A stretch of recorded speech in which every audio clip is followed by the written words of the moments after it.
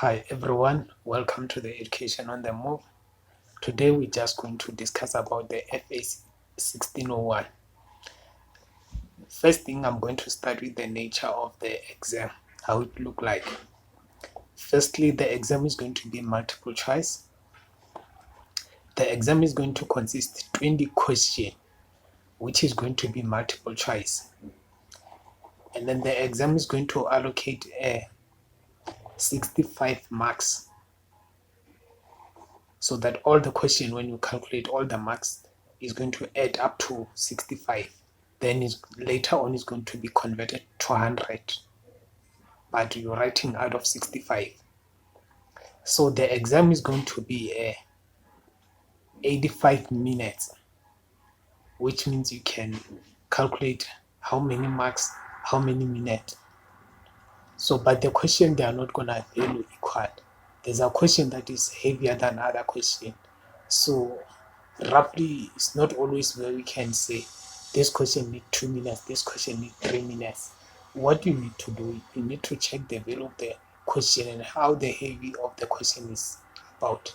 Because some of question, they need more calculation, but they give the less mark. The work is too heavy, but it's easy. You just need to do more calculation, but the question naturally is easy. You can find the answer quick.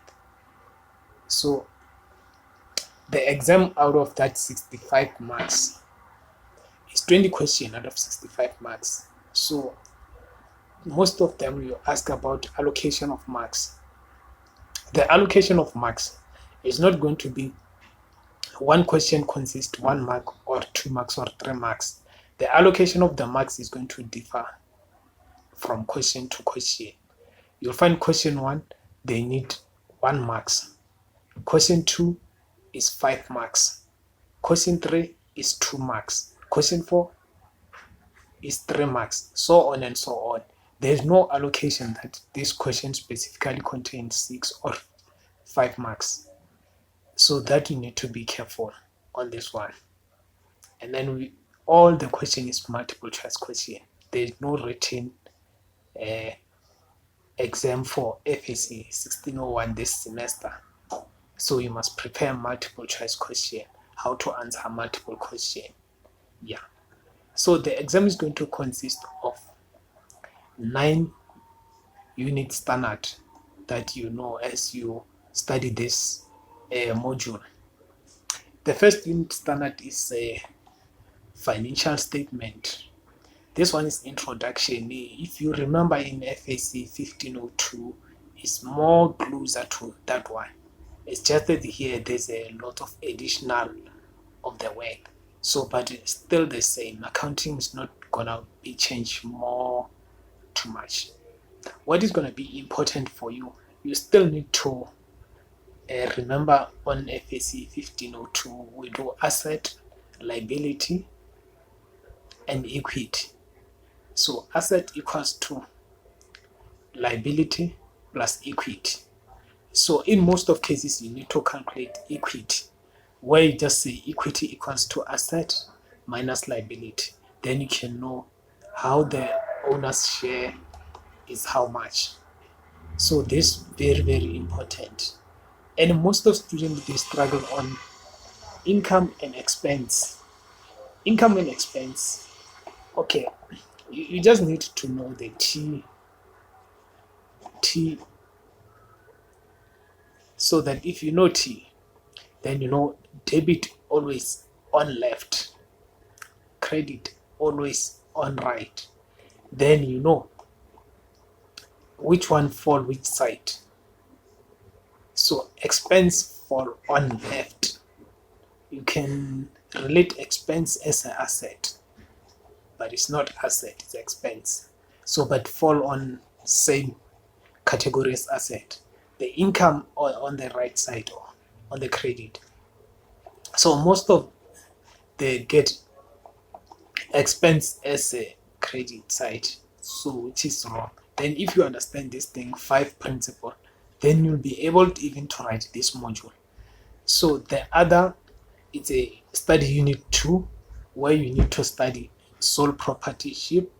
Everything you must study for it. The Unit 3, establishment of financial statement of a partnership. You must understand this thing. Then the Unit Study 4, change in the ownership structure and partnership. You need to study this thing. Unit 5 is liquidation. So you need to study this thing, how the partnership works, when the business go for liquidation and stuff like that, what happened, all the consequences that affect the liquidation. You need to study this thing. Unit 6 is a close cooperation. Also, you need to study that one. Unit 7, introduction to the companies. You need to study this one as well. The branches, you need to study Unit 8. You need to study this one. The Unit 9, statement of cash flow. Very, very important to understand how the cash move in the business. Where do you bank the cash? Do you keep the cash with hands? Everything. And then one other thing that is important before I leave you is trade receivable. Trade receivable is very, very important to understand it, because it can give you trouble in an exam if you didn't study trade receivable correctly. So you need to study the trade receivable so that you understand how it's gonna affect asset and stuff like that.